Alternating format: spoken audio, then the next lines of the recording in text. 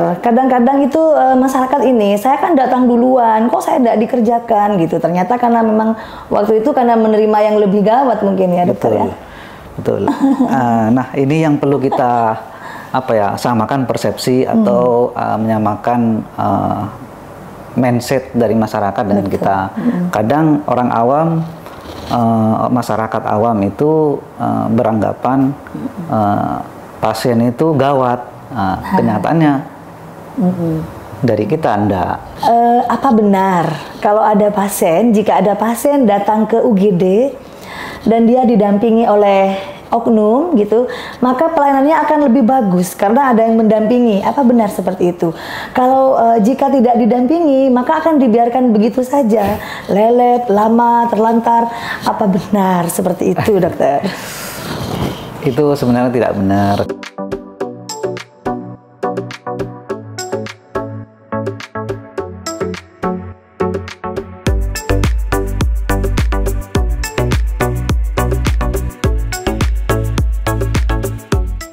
Assalamualaikum warahmatullahi wabarakatuh. Halo sahabat Samrabu, kita berjumpa kembali dalam acara Hai Samrabu bersama saya Mega Wulandari. Sahabat Samrabu, pada episode kali ini kita akan berbincang-bincang membahas seputar pelayanan di instalasi gawat darurat RSUD Samrabu Bangkalan. Instalasi gawat darurat merupakan bagian dari RSUD Samrabu Bangkalan. Instalasi ini menjadi unit siaga tiada henti, melayani Anda sepanjang hari, beroperasi full 24 jam non-stop.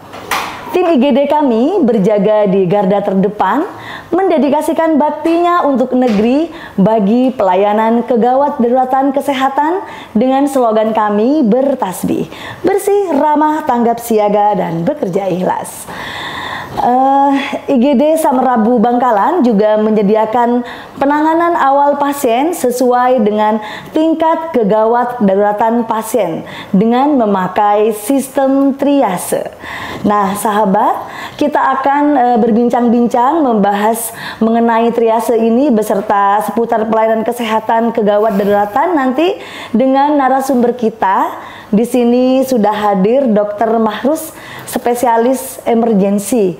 Beliau saat ini menjabat sebagai Kepala Instalasi Gawat Darurat di RSUD Samrabu Bangkalan. Yuk sahabat, kita sapa terlebih dahulu narasumber kita yang sudah hadir di sini. Selamat datang Dr. Mahrus. Ya, selamat datang, selamat siang.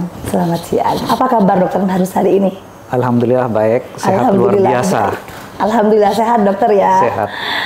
Sebelumnya saya ucapkan terima kasih panjenengan sudah hadir di sini, berkenan meluangkan waktunya untuk hadir dalam program acara Hai Samrabu. Dokter, nanti kita akan berbincang-bincang membahas hal-hal yang berkaitan dengan pelayanan kesehatan di instalasi gawat darurat RSUD Samrabu Bangkalan. Namun sebelum kita menuju pada perbincangan kita, saya ingin mengenalkan profil singkat Dr. Mahrus terlebih dahulu kepada sahabat-sahabat Samrabu kita. Dokter dulu lulus kedokteran umum di mana dan tahun berapa? Iya, baik, terima kasih dengan Mbak Mega.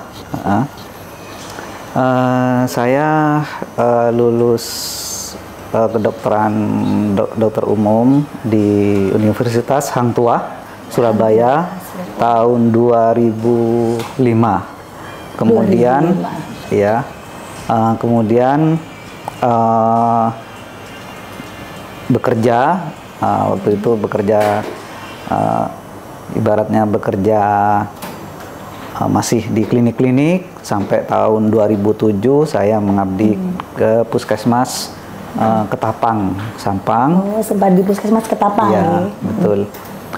Kemudian tahun 2009 saya naik pindah ke Bangkalan, tepatnya di rumah sakit langsung PTT, status PTT sebagai PTT dan ditempatkan di Rumah Sakit Bangkalan. Tahun berapa itu? Tahun 2009. 2009. Nah, kemudian tahun 2014 saya mencoba sekolah lagi di kedokteran Brawijaya, Malang, yaitu saya ngambil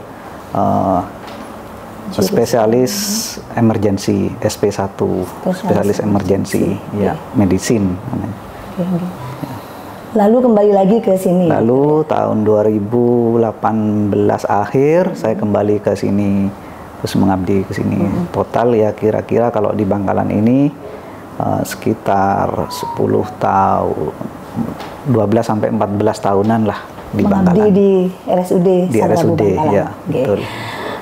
Dokter, saya mau tanya, sepertinya untuk spesialis emergensi ini satu-satunya di Madura, dokter ya? Iya, betul. Kebetulan ini saya sebagai spesialis emergensi di Bangkalan ya. Di Bangkalan satu-satunya. Ya, di Bangkalan. Satu-satunya di Bangkalan, juga satu-satunya di Madura. Ya, kalau di Surabaya, Malang, Jakarta sudah ada. Banyak ya. Ya, enggak banyak sih, masih dihitung jari, tapi sudah ada. Sudah ada ya. Wah, berarti rumah sakit kita ini sudah memiliki dokter spesialis emergensi. Iya, betul. Baik, dokter, saya ingin bertanya, dokter. Kalau dokter kan sudah memang sudah bidangnya ya, lulusan spesialis emergensi, lalu menjabat sebagai kepala instalasi gawat darurat di RSUD. Sekarang yang ingin saya tanyakan, dokter, teman-teman yang bertugas di IGD Samrabu Bangkalan ini, mulai dari dokter umum dan perawatnya juga, itu apakah memiliki memiliki sertifikat keahlian yang berhubungan dengan kegawat daruratan itu sendiri, dokter? Iya, sebaiknya semua yang bekerja, baik itu dari perawat maupun dokter umumnya, itu harus minimal memiliki keahlian kegawat daruratan. Itu banyak dicapai dengan kompetensi-kompetensi lah ibaratnya itu ya. Kompetensi tersebut bisa dicapai dengan pelatihan-pelatihan, misalnya pelatihan PPGD, kalau dokter umum ACLS, ATLS, kemudian BLS, ada yang lebih lagi, ada NLS, Neonatus Life Support, dan lain sebagainya.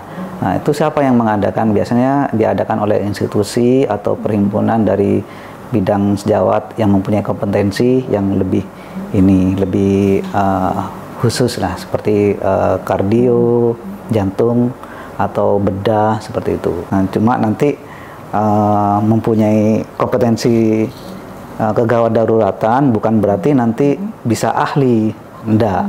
Nanti seperti pesannya guru-guru saya yang ada di Jakarta juga, atau di Malang ya, itu enggak, kita mempunyai sudah ikut pelatihan ini itu belum tentu kita ahli, karena itu butuh keberanian juga menangani pasien yang gawat, apalagi nanti berhadapan dengan keluarganya pasien yang ribut, gini ya, yang panik seperti itu. Benar, karena di lapangan yang datang nggak satu-satu ya, kadang datang bersamaan. Betul, gitu ya, dokter ya. Kadang ya 2 atau 5 sekaligus. Gimana kita nanti manajemennya kayak gitu, mana yang harus diprioritaskan kayak seperti itu. Baik, berarti teman-teman di IGD ini sebenarnya minimal sudah punya pelatihan apa PPGD itu, dokter ya, mungkin ya, untuk perawat-perawatnya. PPGD untuk perawatnya, kemudian dokternya ATLS, ACLS gitu, yang dikeluarkan oleh Perhimpunan Dokter Sejawat yang lain. Oke. Nah, berarti sahabat Samrabu, tim IGD kita jangan khawatir, teman-teman kita di sana yang berada di pelayanan sudah memiliki sertifikat yang menunjang untuk kompetensi di lapangan sesuai dengan tempat mereka bekerja, yakni di instalasi gawat darurat. Kemudian dokter, karena dari awal tadi saya sudah menyinggung tentang triase, saya ingin tahu, dokter, triase itu apa, supaya ini juga sebagai bahan edukasi bagi sahabat-sahabat Samrabu kita di sana, biar mereka juga mengerti triase itu apa, pemilihannya berdasarkan apa, dan termasuk respon time-nya, dokter. Mohon dijelaskan, dokter. Iya, baik, terima kasih. Untuk triase ini sebenarnya dari per definisi sendiri itu triase itu merupakan pemilahan pasien yang berdasarkan dari kegawat daruratan pasien tersebut, yang di mana pasien tersebut mengalami ancaman nyawa, seperti itu.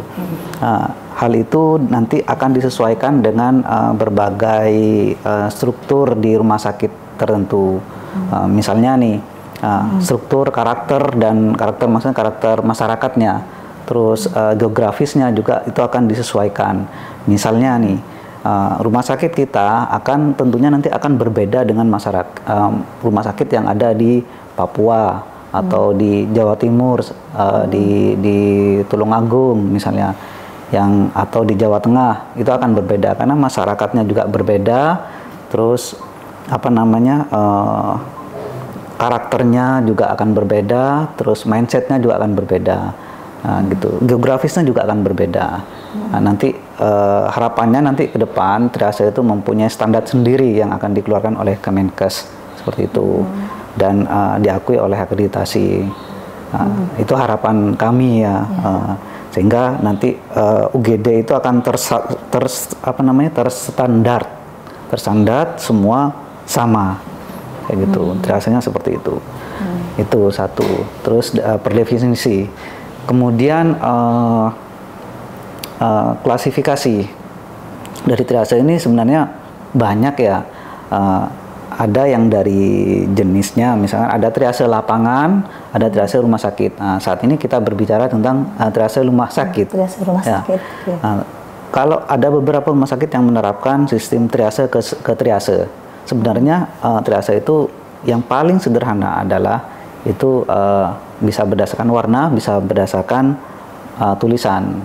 Kalau warna, misalkan warna merah, itu sebagai pasien kritis, perawatan pasien kritis yang mengancam nyawa. Kemudian itu disebut juga zona merah, red zone, atau terus atau P1, prioritas 1. Terus kemudian yang kedua zona hijau, zona kuning atau yellow zone itu, atau disebut juga prioritas 2 dan prioritas 3, green zone namanya, green zona.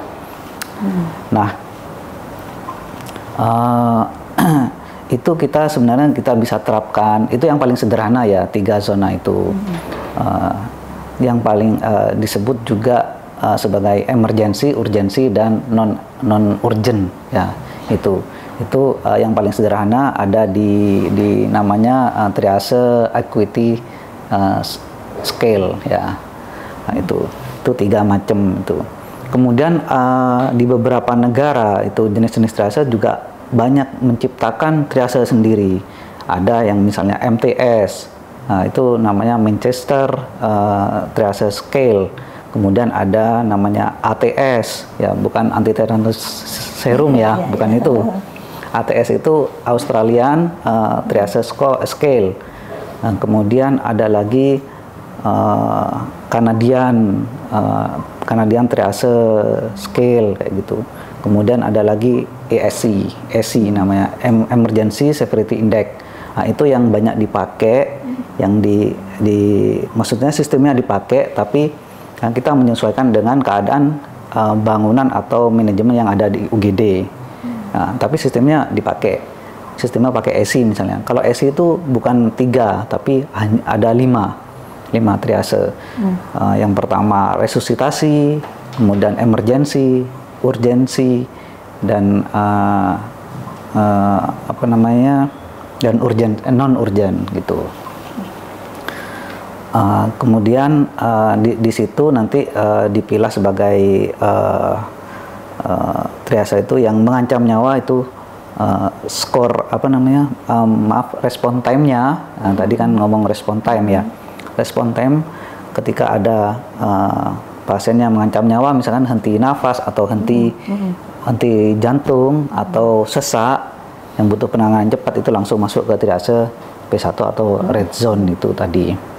Nah, itu langsung ditangani, itu yang disebut time-nya 0 detik. 0 detik. Ya, jadi begitu datang langsung gitu. Iya, betul. Nah, kembali ke tadi, kita ambil yang sederhana aja ya, karena bangunan ini kan di rumah sakit rata-rata, di rumah sakit Indonesia rata-rata kan bangunan settingannya kan setting ya, ruangannya juga kecil kan gitu. Beda dengan rumah sakit yang di UGD, di rumah sakit di luar negeri yang konsepnya sudah modern ya. Itu kalau saya bilang itu ibaratnya di luar negeri itu UGD itu adalah rumah sakit dalam rumah sakit. Kenapa kok seperti itu, kan nanti ada kapan lagi kita ini ya. Nanti kalau kita ini ya pas podcast lagi. Ya. Benar. Kemudian kita kembali setelah apa namanya tadi 0 yang emergency tadi 0 detik, kemudian yang kuning atau yellow zone itu kurang atau sama dengan 30 sampai 60 menit. Kalau di atas green zone itu lebih dari 60 menit, 1 jam. Itu respon time. Yang kuning tadi itu yang zona kuning 30 sampai 60 menit. Itu respon time itu artinya kita menangani pasien datang, kita tangani, itu maksudnya. Beda dengan waiting time. Waiting time itu biar nggak salah persepsi ya, biar nggak salah persepsi masyarakat. Kadang-kadang di masyarakat menganggap di UGD itu lama, kenapa? Kayak gitu kan. Beda sehingga kesannya nanti terlantar ya, seperti yang lagi viral kayaknya ada di Amerika atau mana itu. Itu waiting time beda lagi. Setelah kita tangani itu observasi. Nah itu waiting time-nya bisa lama, maksimal 6 jam kalau di UGD. Itu sesuai dengan aturan yang BPJS yang berlaku. Sesuai dengan kondisi pasien juga ya mungkin. Betul. Berarti untuk dari sekian banyak yang Panjenengan jelaskan tadi, untuk IGD di RSUD Samrabu Bangkalan ini menganut triase yang ini ya, 3 zona ya. Simple triase aja. Simple triase ya, merah, kuning, hijau gitu dokter ya. Yang merah ini yang gawat darurat gitu dokter. Iya, betul. Kalau saya lebih sederhana aja dokter ya mungkin ya. Mohon maaf. Terus untuk yang kuning gawat tapi tidak darurat gitu dokter ya. Betul. Yang hijau ini tidak gawat, tidak darurat gitu dokter ya. Baik. Karena ini dokter, kadang-kadang itu masyarakat ini, saya kan datang duluan, kok saya tidak dikerjakan gitu. Ternyata karena memang waktu itu karena menerima yang lebih gawat mungkin ya dokter ya. Betul. Nah ini yang perlu kita samakan persepsi atau menyamakan mindset dari masyarakat dan kita. Kadang orang awam, masyarakat awam itu beranggapan pasien itu gawat, kenyataannya dari kita enggak. Gitu. Itu yang perlu disamakan persepsinya. Dengan cara apa? Kita memberikan edukasi, ya salah satunya dengan podcast ini. Apa sih nanti pasien yang nanti dibilang gawat seperti apa? Itu nanti mungkin bisa podcast yang berikutnya lah nanti. Baik. Sekarang kembali ke triase lagi ya. Triase itu kalau di rumah sakit kita itu di UGD kita itu kita terapkan dari awal ya. Triase itu bisa dimiliki oleh siapapun yang jaga di UGD, termasuk satpam itu harus bisa, seperti halnya dengan pelatihan BPG BLS RJP. Jadi di depan kita sudah siapkan namanya triase primer ya. Di situ ada triase primer, sekunder dan triase perawatan. Yang triase perawatan itu kayak P1, P2, P3 itu. Seperti yang nanti di UGD itu akan dilihat P1 itu temboknya ada warna merah, kordennya juga merah seperti itu. Terus yang kuning P2, terus P3 ya yang green gitu, yang hijau gitu. Nah, nanti pasien datang dari drop zone, nanti ada perawat yang melihat atau petugas kita dibantu dengan satpam, perawat atau dibantu dengan satpam itu melihat. Nah, di situ disebut triase primer. Jadi cuma melihat aja, oh ini pasien gitu ya. Pasien ini memilah dengan visual ya. Oh ini pasien nggak sadar atau nggak nafas, oh langsung masuk ke dalam. Ke P1. Ya, betul. Nah, bisa di situ nanti dilakukan RJP awal, namanya early CPR, dari turun dari mobilnya pengunjung pasien atau dari keluarga pasien itu bisa dilakukan early CPR. Di situ sambil jalan ke dalam ke ke P1. Ya, itu pada kasus-kasus pasien henti jantung ya dokter. Ya betul. Nah, itu yang disebut respon time-nya 0 detik. Bukan menunggu bukan nanti. Waktu tunggu sampai selesai, bukan, dari masuk sampai selesai gitu, bukan ya. Bukan, itu yang perlu disamakan persepsi kita dengan masyarakat ya, umumnya masyarakat yang belum memahami tentang UGD modern lah ya. Gitu.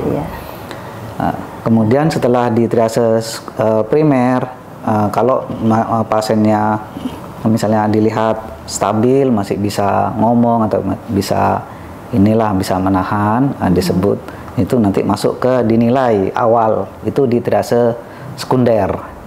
Yang masuk ke depannya pintu itu yang sebelah kiri. Nah, itu nanti dinilai dulu, nilainya cepat. Nah, cuma tensi, nadi. Bahkan sebenarnya dulu saya sediakan untuk gula darah, pemeriksaan gula darah dan ECG di situ. Kenapa? Karena pernah ada kejadian, bukannya hanya di sini aja ya. Kejadiannya sederhana, dia cuma sakit perut, nyeri ulu hati. Ditaruhlah di P2, seharusnya itu di P1. Kayak gitu. Ternyata itu adalah suatu serangan jantung ya. Seperti itu. Kemudian setelah diakses cepat di triase sekunder, baru dipindah ke dalam itu perawatan kritis atau semi kritis. Yang hordennya warna merah itu. Iya, betul. Tirainya warna merah. Tirainya, temboknya sekarang supaya tidak bosan. Kalau dulu kan monoton, warnanya krem semua kan monoton, akhirnya bosan kayak gitu. Sekarang sudah merah gitu. Merah, kuning, hijau. Ya, sesuai bukan di langit yang biru ya. Benar-benar. Jadi kalau datang itu tidak segera ditangani, itu bukan berarti ditelantarkan dokter ya, karena di tim IGD kami, sahabat Samrabu, di tim IGD kami sudah intinya dokter dan perawat yang bertugas di sana, beliau-beliau ini sudah memiliki parameter sendiri seperti itu. Berarti untuk waktu pelayanan ideal di IGD ini mulai datang sampai masuk kamar ini apa ada ini dokter? Apa ada waktu kayak waktu baku yang gitu? Nggak ada ya? Ada aturan SOP-nya? Waktunya berapa gitu harus sampai mulai datang sampai masuk? Ada nggak dokter? Sampai masuk ke kamar ruangan rawat inap? Ada nggak? Menurut kita ikut standarnya BPJS saja yang dikeluarkan oleh BPJS, yaitu 6 jam. 6 jam? Iya betul. 6 jam harus bisa digeser karena kenapa? Karena nanti kalau 6 jam lebih akan delay di UGD ya, nanti akan terjadi penumpukan di UGD, penumpukan pasien, overload, yang disebut overload. Nah itu nanti yang bisa menyebabkan nanti tambah tidak kondusif nanti di UGD. Di UGD sendiri. Apalagi nanti ditambah nanti ramainya keluarga pasien yang beramai-ramai. Yang mau ikut jenguk atau apa, pamitan atau apa, itu ya biasalah kita di Madura kan memang karakternya seperti kultur itu ya. Budayanya kultur budaya ya. Kayak kita sebenarnya kalau di rumah sakit itu kembali ke kultur budaya ya. Di rumah sakit itu termasuk di mana di Sutomo atau di luar Bangkalan lah, di Malang kayak gitu, di senternya saya atau di Tulungagung itu. Keluarga pasien itu sudah tidak boleh menungguin di dalam. Tapi karena di sini kultur budayanya seperti itu, kita kasih kebijakan dulu yang nunggu 1 orang. Itu pun masih yel-yelan minta 2 atau 3 kayak gitu. Alasannya ini itu ya enggak apa-apa sih gitu. Tapi kita enggak bosan-bosan untuk memberikan pencerahan atau edukasi, pembelajaran, penyuluhan ke masyarakat tentu. Ya, betul sekali. Karena rumah sakit kita ini bukan milik kita, dokter ya. Ini miliknya masyarakat Bangkalan. Rumah sakit bersama gitu, dokter ya. Kemudian ini lagi dokter tentang swab. Apakah pasien-pasien yang datang ke IGD ini sifatnya wajib enggak dokter untuk swab itu sendiri? Iya. Sebenarnya kalau dulu ya enggak wajib sih. Dulu sekarang, sebelum COVID, sebelum pandemi. Tapi karena sekarang ini masih pandemi ya, Dan ini sekarang saat ini ini transisi lah. Mudah-mudahan terus tidak ada. Ya, amin, amin. Pada akhirnya nanti nggak usah di swab lagi, kembali ke awal lagi. Ya, gitu. Ini sementara ya kita swab dulu. Tujuannya apa? Untuk mengelompokkan atau mapping ya pasien-pasien yang mana COVID dan mana yang enggak gitu. Kalau infeksius ya sama-sama, meskipun non COVID juga infeksius, tapi yang COVID ini yang lebih bahaya seperti itu. Karena menular, dokter ya. Kan kasihan juga ya, umpamanya tidak ada swab, masuk ke belakang ke ruang rawat inap, ditumpuk-tumpuk, berkumpul gitu kan kasihan juga ya. Tidak ada pemetaannya nanti. Nanti malah yang bukan COVID kumpul sama yang COVID, malah nanti menularkan. Kan kasihan itu tujuan juga. Kita ya. Tujuannya adalah itu swab itu screening sebagai screening awal. Gitu. Bukannya nanti kalau positif itu di COVID kan. Iya benar-benar. Kita harus sabar memberikan informasi ke masyarakat gitu aja. Iya benar. Kemudian untuk penunggu pasien, dokter tadi sudah dijelaskan ya, sebenarnya idealnya di IGD itu tidak perlu ditungguin gitu dokter ya. Idealnya tidak usah ya, karena sudah dirawat langsung sama perawat yang ditangani langsung gitu ya. Untuk di IGD sini dok, untuk menunggu ini dibatasi berapa dok? Satu itu tadi ya? Satu orang ya, sebenarnya satu orang, terutama nanti pasien-pasien yang ini, pasien-pasien yang lansia dan anak-anak gitu. Tapi alhamdulillah ya, sampai saat ini juga pasien yang P1 itu banyak masyarakat yang sudah paham sebenarnya. Ada yang sudah percaya ke kita tungguin, tanpa ditungguin dia masyarakat, beliau keluarganya ya nunggu di luar, nanti kalau ada apa-apa kita pakai, kita kan ada mic juga ya untuk manggil keluarganya pasien ya. Memanggil ya. Betul. Keluarga menunggu di luar gitu ya. Ada sebagian sudah paham, ada yang enggak ya. Ya kalau menurut saya sih itu suatu apa ya namanya ya,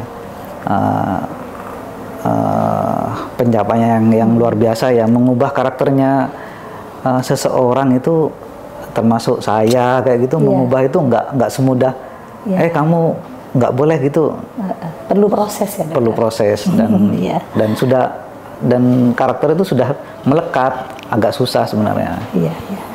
Kalau misalnya banyak yang nungguin banyak gitu, mengganggu dokter ya ke layanannya pada saat mau tindakan mungkin. Karena apalagi pasien di P1 itu kan di sampingnya ditunggu yang banyak, gimana kita bekerja gitu. Gimana kalau kita melakukan RJP, gimana kita masukkan obat, masa Bu gini kan capek, dengan itu kan butuh cepat. Butuh cepat. Mau sementara berdesak-desakan dengan keluarga gitu. Pijat jantung aja kita masih ayo pindah dulu ya. Sedangkan pijat jantung itu butuh cepat. Cepat diketahui, prognosis bisa kembali gitu. Harapannya seperti itu. Dan satu itu, terus yang kedua UGD itu kelihatan bersih ya, tanpa ya mohon maaf misalnya banyak barang-barang biasanya ditumpuk di dalam, itu juga mengganggu mengganggu aktivitas ini ya. Aktivitas kita bekerja, kemudian kebersihan juga. Nanti apalagi yang dibawa itu barang makanan, malah itu nanti akan tercemar juga penyakit. Itu yang perlu kita edukasi juga. Resiko ini ya, infeksi nosokomialnya juga meningkat ya dokter ya. Kemudian ini dokter, untuk pasien yang berobat ke IGD Samrabu ini apakah harus selalu menunjukkan surat rujukan? Tidak harus. Tidak harus ya, karena sifatnya dalam keadaan gawat darurat ya, sebenarnya ini kalau dari aturan Permenkes itu dalam pasien dalam keadaan gawat darurat malam-malam atau siang pun sebenarnya boleh ke situ, boleh ke UGD ya langsung. Itu yang biasanya miss itu adalah misalnya pasien, ada sih memang yang pasien cuma sakit perut atau batuk minta langsung ke UGD, ada seperti itu. Nah, itu seharusnya dari aturan BPJS sendiri itu harusnya ke puskesmas dulu. Kalau puskesmas itu tidak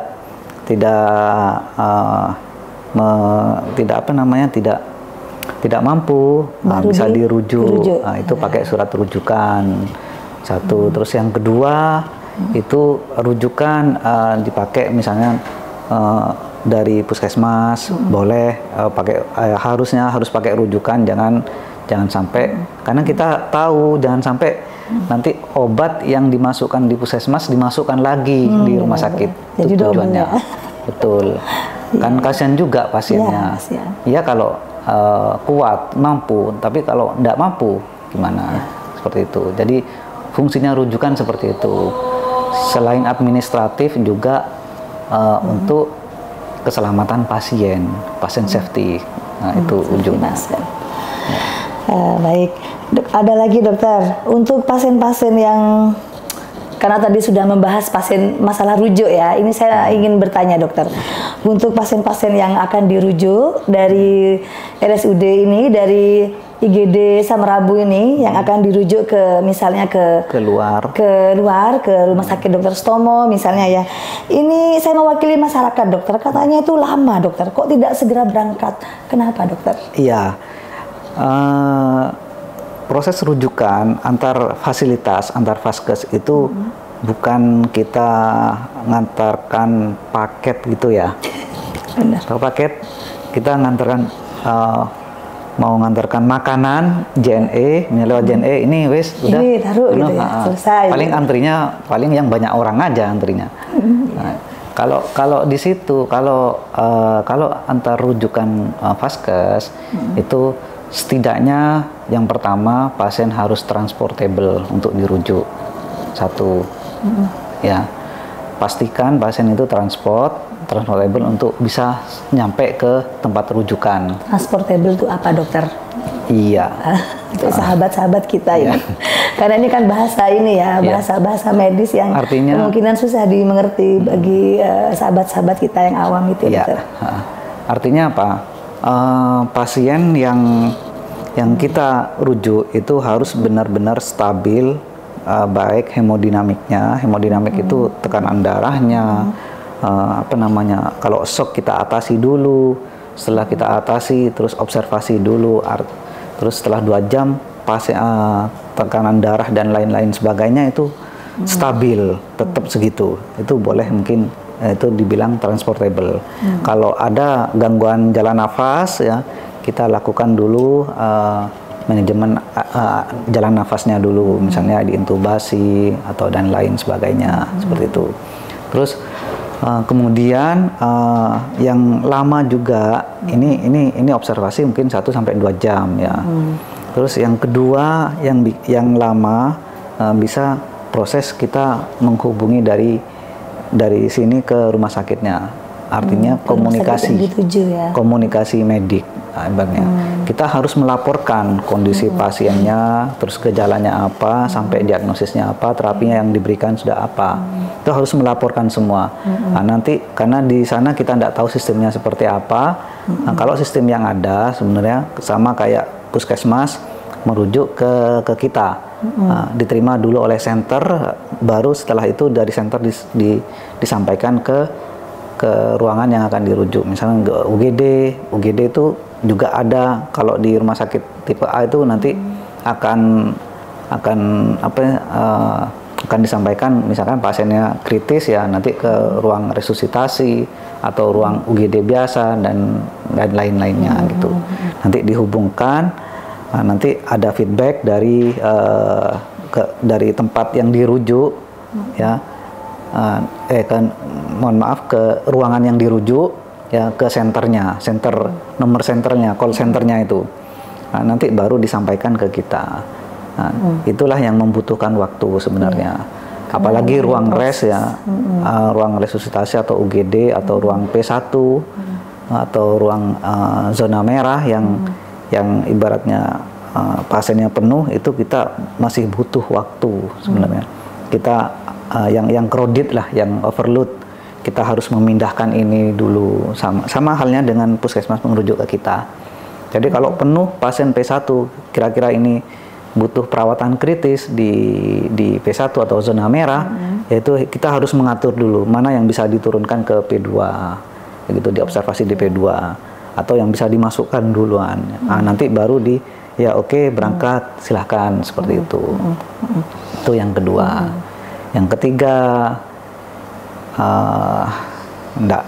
Kalau yang ketiga ya saya rasa proses administrasinya aja sih, perlengkapannya nanti itu aja. Itu nggak butuh waktu lama. Kalau untuk administrasinya ya sebenarnya. Iya. Berarti datang ketika ada pasien datang ke IGD ternyata memang perlu dirujuk begitu. Berarti nggak langsung rujuk-rujuk berangkat gitu. Enggak, dokter ya. Enggak, seperti yang saya sampaikan semuanya itu. butuh proses ini, ya. Iya, ini manusia ya. Ini manusia. Bukan barang, bukan paket gitu ya. Betul, ini makhluk hidup dan itu yang tertinggi lah derajatnya di hadapan Gusti Allah ya, di hadapan Tuhan. Manusia kan derajatnya yang tertinggi dibanding makhluk yang lain kan. Nah, itu yang perlu kita jaga seperti itu. Jangan sampai kita merujuk juga asal-asalan juga. Nah, ternyata nanti nggak nyampe keluar dari sini sudah meninggal. Itu yang dikhawatirkan. Nanti kan ya gimana kalau terjadi ke keluarga kita seperti itu. Ya. Benar-benar ya. Gitu. Dokter, ada lagi nih yang mau saya tanyakan nih dokter. Untuk pasien-pasien yang pernah enggak dokter, pasien datang ke IGD, dia diinfus atau dilakukan tindakan ya, selesai tindakan medis dan mulai dari infus, kateter misalnya dan sebagainya, lalu pasien ini mau dibawa pulang dengan keluarganya, pulang dengan membawa cairan infus tadi, boleh enggak dokter seperti itu dokter? Ya, itu sebenarnya secara aturan enggak boleh, secara aturan ya, tapi kadang-kadang kita ada kebijakan lokal sih. Ya, ibaratnya kemanusiaan lah gitulah. Kalau udah kondisinya jelek, mau misalnya kondisinya jelek ya, sudah mati batang otak, yang angka survival, angka bertahan hidupnya kecil, kayak gitu. Ya kita kebijakan lokal lah, tapi harusnya dibawa dengan diantarkan ambulan. Itu enggak apa-apa, sah.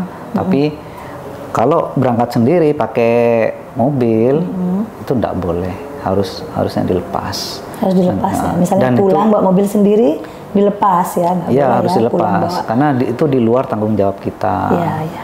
Gitu loh. Kemudian yang untuk pakai ambulan itu juga harus nanti didampingi juga seorang perawat, karena nanti kan yang akan melepas kan perawat.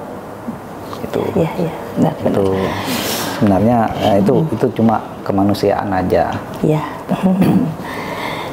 Dokter, saya mau bertanya ini, apa benar kalau jika ada pasien datang ke UGD dan dia didampingi oleh oknum gitu, maka pelayanannya akan lebih bagus karena ada yang mendampingi? Apa benar seperti itu? Kalau jika tidak didampingi, maka akan dibiarkan begitu saja, lelet, lama, terlantar. Apa benar seperti itu, dokter? Itu sebenarnya tidak benar kayak gitu ya. Yang perlu diluruskan kembali ke triase tadi ya, sebetulnya mana prioritas yang akan ditangani duluan, seperti itu. Makanya sehingga tidak muncul kesan-kesan pasien itu diterlantarkan atau lama kayak gitu. Yang perlu kita garis bawahi, kita harus tidak lelah, tidak capek untuk memberikan edukasi ke masyarakat satu. Terus tentang dari berbagai bidang, tentang apa, misalkan tentang pelayanan harus seperti ini, harus seperti itu, seperti itu. Sehingga akan harapannya nanti akan masyarakat akan memahami dengan sendirinya. Nah, kemudian yang berikutnya selain edukasi, kita ya harus bersabar dirilah dengan seperti itu. Tentang memberikan pemahaman kayak gitu, pemahaman kepada masyarakat, menyamakan persepsi antara mana sih pasien yang benar-benar kritis, mana yang enggak kayak gitu. Sehingga dulu pernah ada cerita sih ya, sampai diluapkan. Ayo cepetan, ayo rujuk, ini kritis. Ternyata di Sutomo pulang. Dirujuk. Dirujuk ke Sutomo, akhirnya di Sutomo enggak apa-apa, observasi 2 jam, pulang pasien. Dibawa pulang lagi pasiennya ya. Itu yang perlu kita samakan persepsinya. Seperti itu persepsi kita. Jadi masyarakat harus mempunyai kepercayaan yang tinggi terhadap rumah sakit, khususnya di UGD. Yakinlah teman-teman UGD itu akan lebih baik dari sebelumnya, akan mampu menangani pasiennya seperti itu. Tentunya akan berbeda dengan sebelum-sebelum yang intinya dulu, kita ini berproses dokter ya. Betul. Berproses ke arah yang jauh lebih baik dari sebelumnya, seperti itu. Ternyata apa buktinya? Ya alhamdulillah kita banyak menerima rujukan dari luar Bangkalan. Seperti itu, dibuktikan seperti itu. Jadi mohon nanti ke masyarakat bersabar dan ibaratnya positive thinking lah terhadap kami yang selaku, karena kita ini bekerja bukan hanya 24 jam, tapi 7 kali 24 jam. Benar, itu UGD itu ya. Untuk UGD ya, full baik siang malam ya, tentunya sebagai manusia kita juga kadang-kadang capek, lelah, dan konsentrasi akan menurun seperti itu. Ada kalanya menurun gitu ya. Iya, betul. Ya kalau kayak gitu lumrah sebagai manusiawi seseorang deh. Karena kita di UGD bentuk tim, makanya kita harus bisa saling mengingatkan. Itu aja yang saya harapkan dari teman-teman UGD. Jadi itu enggak benar sih. Tidak benar ya. Nah, berarti sahabat Samrabu, bagi Anda yang ingin berobat, datang ke IGD kami, silahkan datang meskipun tanpa didampingi oleh oknum-oknum atau didampingi siapapun, tetap dilayani seperti perlakuannya sama, sesuai dengan kegawat daruratannya. Kalau P1 pasti ditangani lebih awal, pasti itu. Iya. Termasuk ini dokter ya, perlakuan terhadap pasien-pasien BPJS umum itu sama. Tidak ada beda. Tidak ada bedanya. Kayak yang namanya sama, UGD itu tidak membedakan pasien umum atau BPJS atau biakes lah. Nah, tapi yang membedakan adalah pasien ini gawat, ngancam nyawa atau tidak. Jadi bukan karena biakes umum gitu atau didampingi oknum, bukan ya. Tapi memang benar-benar murni karena pemilahan tadi itu ya, tergantung dari kegawat daruratan pasien seperti itu dokter ya. Baik, Dokter Mahrus, ada lagi nih yang terakhir, harapan kedepannya apa dokter? Ke IGD, baik ke IGD maupun ke masyarakat. Ya, baik. Harapan ke depan ke UGD, saya berharap untuk teman-teman dokter jaga maupun perawat jaga dan administrasi semua yang ada di UGD, kita satu tim ya. Kita harus saling bahu membahu ya dalam menangani pasien. Itu yang pertama. Yang kedua, harapan yang kedua, kita harus selalu mengupdate ilmu ya, update skill, kemudian update kecepatan, speed. Jadi ada 3 itu, speed, skill, dan knowledge. Itu yang perlu ditingkatkan.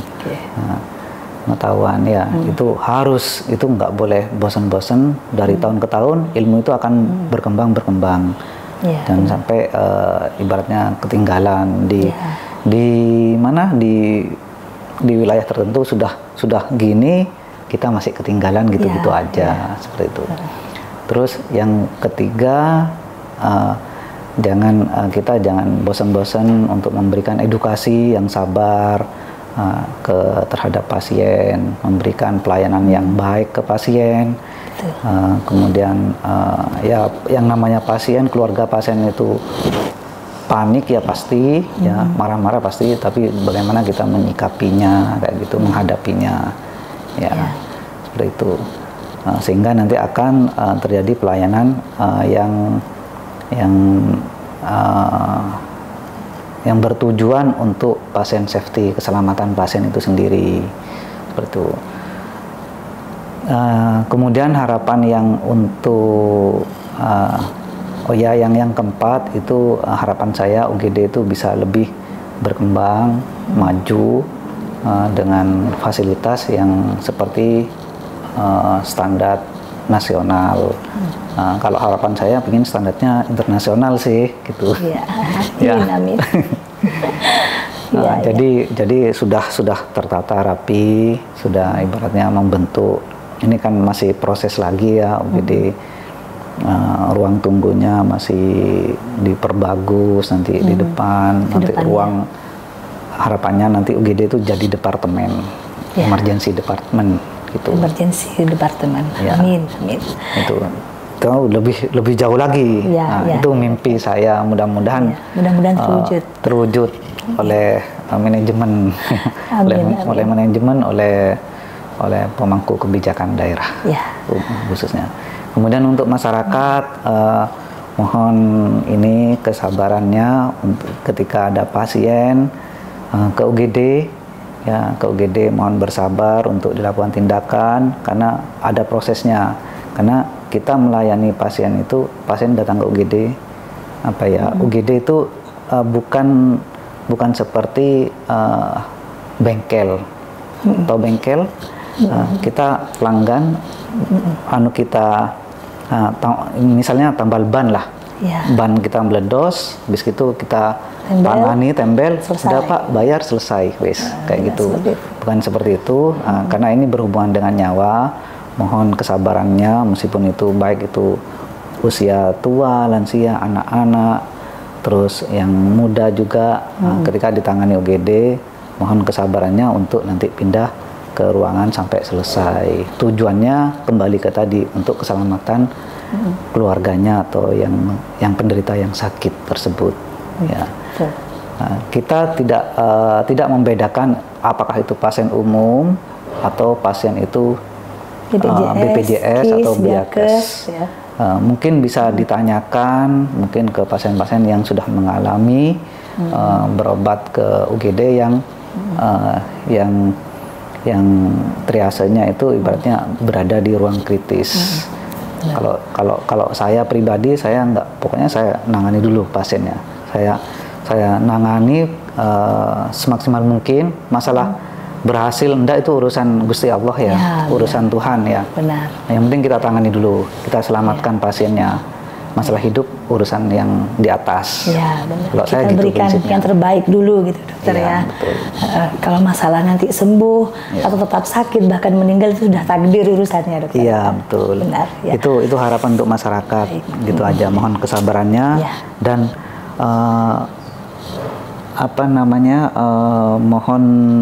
mohon dukungan dan doanya gitu aja supaya Rumah Sakit Bangkalan ini tetap berkembang selama kan terus membenah diri terus berbenah ke arah yang lebih baik gitu ya. Karena memang rumah sakit, sekali lagi rumah sakit RSUD Samrabu Bangkalan ini punyanya masyarakat Bangkalan, milik sahabat-sahabat Samrabu semua, seperti itu. Kalau bukan masyarakat Bangkalan dan kita yang memajukan, siapa lagi? Nggak mungkin orang luar memajukan. Benar sekali, ya dokter. Sebenarnya pekerjaan seperti kita ini pekerjaan yang nikmat ya dokter ya, karena jika kita ikhlas mengerjakannya, insya Allah nilainya pahala, seperti itu dokter. Betul. Ya. Oke, terima kasih Dokter Mahrus sudah memberikan banyak informasi tentang seputar pelayanan kesehatan kegawat daruratan oleh tim IGD RSUD Samrabu Bangkalan. Mudah-mudahan informasi ini bermanfaat bagi kita semua sebagai bahan edukasi juga bagi kita semua. Dengan ini kita menjadi tahu bagaimana sebenarnya proses pelayanan yang terjadi selama di IGD, sehingga kita tidak membangun asumsi berdasarkan pemikiran-pemikiran kita sendiri. Bagi masyarakat Bangkalan dan sekitarnya, silahkan datang berobat ke rumah sakit kami, IGD kami siap menerima dan melayani Anda 24 jam.